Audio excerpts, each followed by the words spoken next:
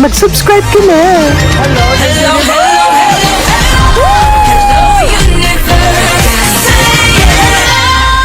Hello mga buweks! Magandang gabi sa inyong lahat. Galaw-galaw para hindi mapaimburnal. Hello sa ating mga subscribers dyan. Ganun din sa ating mga new subscribers. Welcome to Parade of Beauty. If you are here tonight, welcome to the new era of beauty. Beauty is in you, Jimbo. Actually, parang majority of us puro ano tawag dito, social media influencers. Wala naman ako nakita dong like TPN or whatsoever, ABS-CBN, wala naman ako nakita. So puro ano lang, media lang na anong tawag dito, mga social media influencers. So kumbaga, itong talagang YouTube or social media, talaga powerful na sa new era of pageantry these days, no? So parang 'pag tinanong yung kandidata natin, halimbawa magkakaroon siya ng mga ambush interviews or imbitahan siya sa TV station, kalmado ka kasi alam mo na yung kandidata natin hindi tayo ilalaglag sa imburnal. Kaya kung akong tatanungin, mas gusto ko talaga yung ganda na may binubula talaga yung bunganga. Pero well, tulad nga ng sinabi ko sa Miss Universe ngayon, hindi naman na yun yung tinitignan, 'no? Para lang sa akin kaya ako nasasabing maganda, bumubula ang bunganga, kasi I believe sa hindi man tayo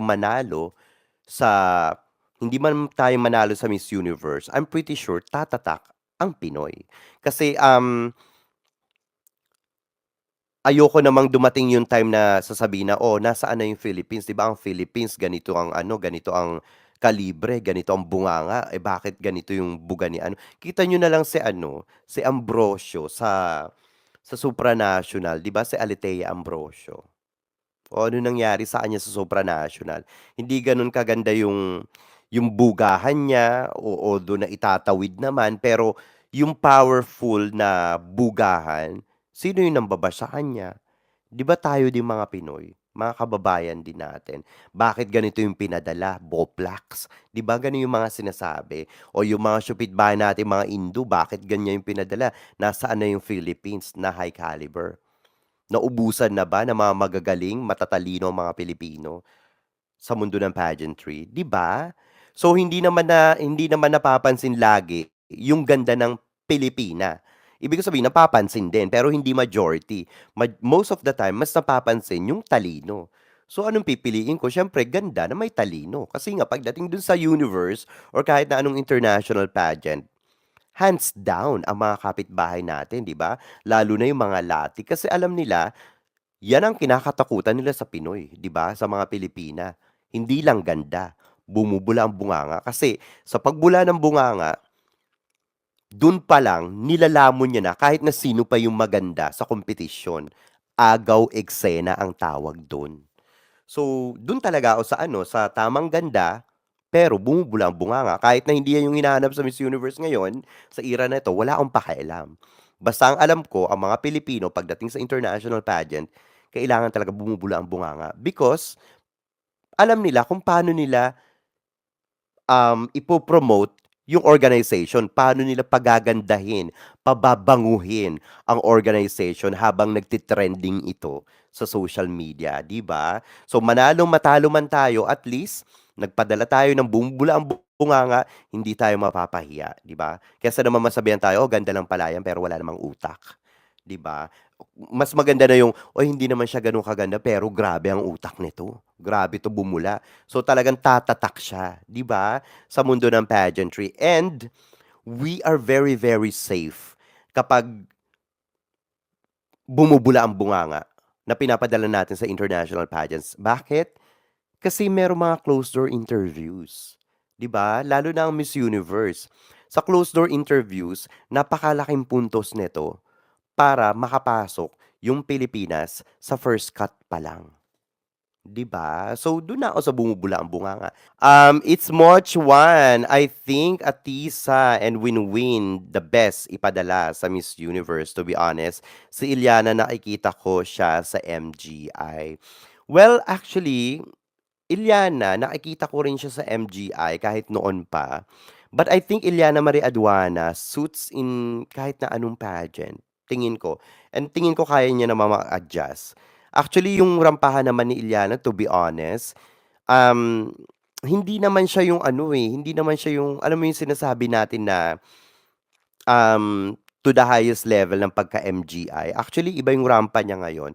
Medyo, let's say, hindi naman kalmado, pero nabawasan kumpara sa nakita nating rampa niya sa Miss Earth Philippines or Miss Earth. So, medyo okay-okay naman na nabawasan. Hindi naman yung parang yung tipong, alam mo yun, yung nakita natin sa Miss Earth or sa Miss Earth Philippines.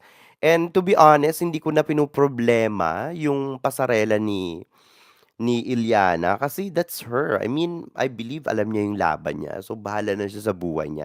Kung diyan siya komportable, gano'n naman yun, di ba? Kung saan ka komportable, go lang ng go. I mean, you don't have to change yourself or yung galawan mo dahil lang ito yung sinasabi ng iba, di ba? So, I believe yung ginagawa ni Iliana Mare Aduana, I believe I know yung laban niya, I believe I know na alam niya yung laban niya at alam niya kung ano yung pinaglalaban niya at alam niya kung sumusobra siya at nagkukulang siya. I mean, she's already matured enough para hindi maging aware sa kanya mga ginagawa sa Miss Universe Philippines ngayon.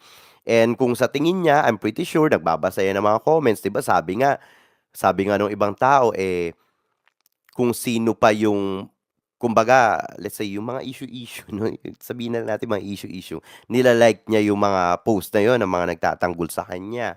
So, I'm pretty sure nag-aano rin siya, nagbabasa rin siya ng mga comments. At saka I'm pretty sure that she's totally aware kung ano yung mga nasa comment section, kung ano yung mga pambabash sa kanya or mga suggestions, kuno, no?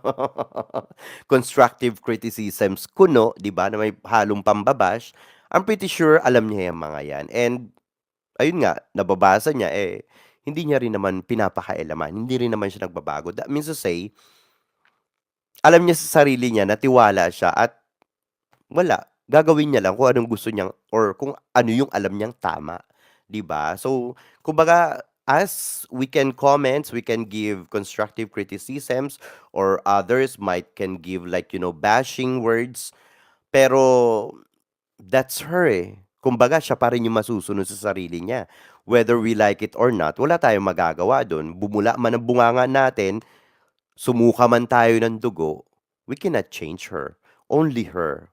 Kahit siguro yung team niya, baka sinasabihan din siya, pero yan ang gusto niya, eh, so wala tayong magagawa dun, 'di ba? Well, for me, bakit nga ba si Iliana Marie Aduana ang dapat ipadala sa Miss Universe 2025 in Thailand?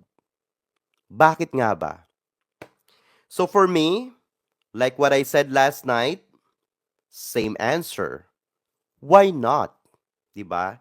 So why not Iliana Marie Aduana? Bakit hindi? 'Di ba? Bakit hindi? Wala namang problema sa kanya. Wala akong nakikitang problema kay Iliana Marie Aduana.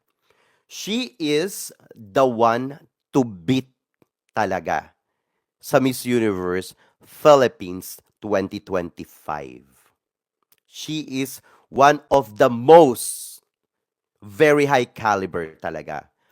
One of the one to beat talaga. Isa sa mga pinakamabigat na mahirap gibain, dambahin, bardagulin, sikuhin, puksain, pisain, terisin sa Miss Universe Philippines ngayong taon. Simply because she is a certified complete package. Maganda, beauty, body, brain, business na kay Iliana Marie Aduana. And alam natin yan. Huwag na tayong maglokohan. Huwag na natin lokohin ang ating mga sarili. Ganun siya kalakas. Maaring hindi ganun kalaki yung kanyang mga following sa social media, pero that's not important. Ang mahalaga doon yung full package mismo ni Iliana. Yun ang mas tinitignan doon. Wala yun sa numbers. Nasa kalibre niya mismo. 'Di ba? So aanhin mo yung numbers. Kung mas marami pa naman ikaw sa sarili mo na talagang kaya mong mapatunayan na hindi lang puro salita. Kasi si Iliana Marie Aduana hindi yan puro salita, eh. 'Pag sinabi niya, binubuga niya.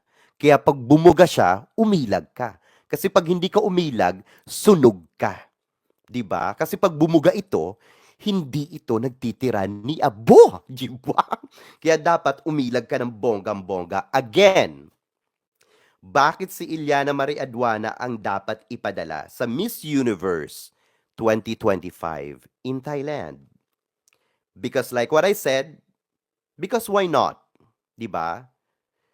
Kumbaga yan ang sagot sa tanong na yan. Yan lang ang maisasagot ko talaga.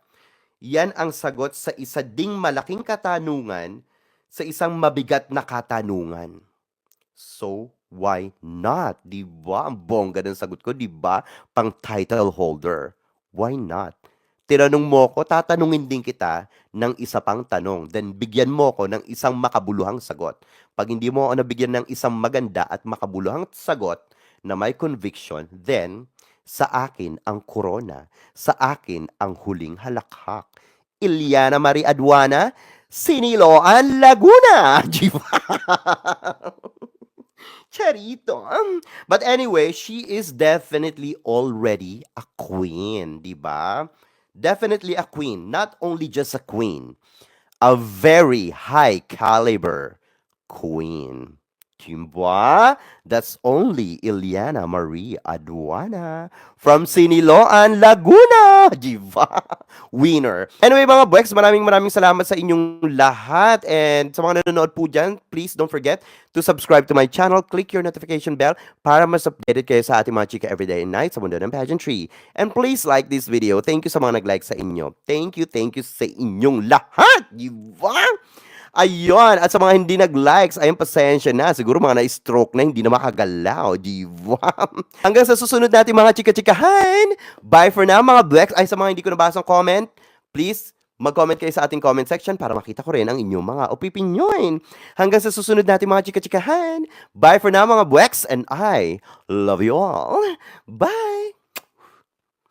See ya!